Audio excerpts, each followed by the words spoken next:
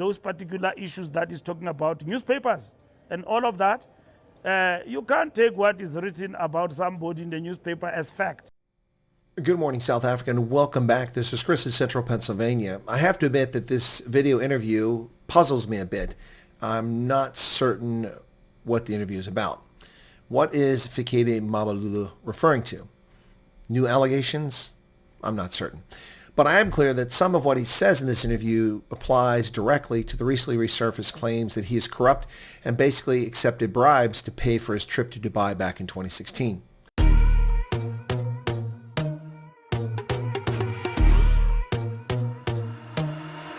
I'm not a saint, you mad? Your sugar-coated doll is not so pure, my bad. I don't give a. You stepping on me and they call my mama, touch you better than that. You're mad, I guess you're mad. Wore my best pajama for this drama. Why you talking like that, like that, like that? I'm not gonna spend the night, I'm talking. You got bad things on your mind, keep walking. Spit your words on someone else, don't act like you're so obsessed. I will deal with that. First, in terms of my integrity, but secondly, the integrity of the organization that I lead. And we will exhaust it there. And for now, that's where it belongs. Just days after boldly boasting that all African National Congress politicians implicated in the Mbalula Commission will face ANC integrity, Party Secretary General Fikile Mbalula himself has come under intense scrutiny after previously brushed off allegations of corruption have resurfaced. Now, folks, this all stems from a trip to Dubai in 2016 when he was the sports minister and other people paid for the cost of his trip. If the police docket is accurate, it would appear that payment for access may have been in play. At a minimum, his actions clearly violate parliamentary ethics and norms and could warrant censure or expulsion from Parliament if true. Now, the allegations and lack of prosecutorial action by the National Prosecuting Authority are quite damning. First, let's be clear. The African National Congress claiming that it will punish corrupt ANC officials is comical in and of itself.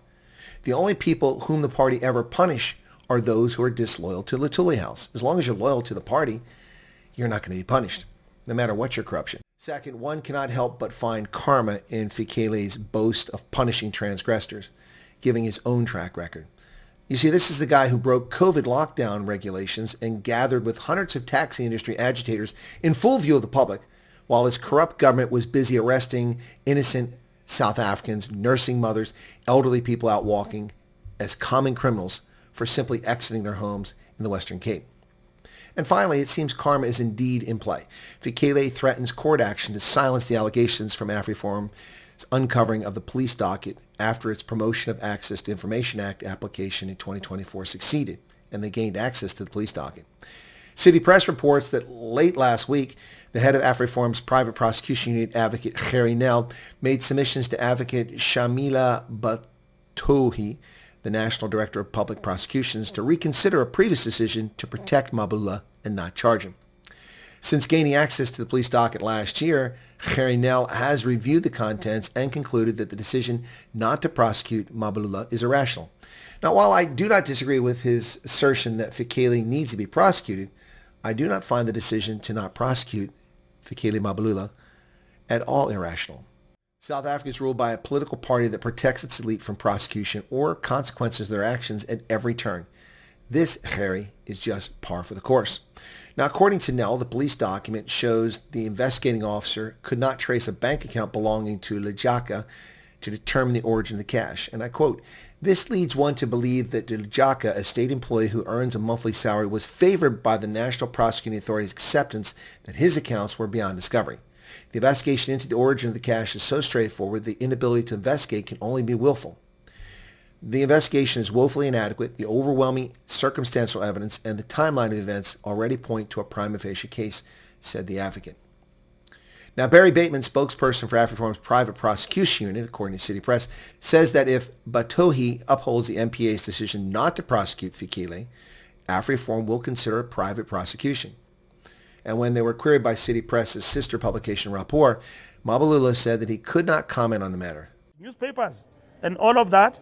You can't take what is written about somebody in the newspaper as fact. Notice his comment about how you cannot believe what you read in the press about people. Well, that's largely true. But I don't recall Fikile Mbalula defending AfriForum, Solidarity, Emma Powell, or Andrew Whitfield over bogus media coverage of them this year.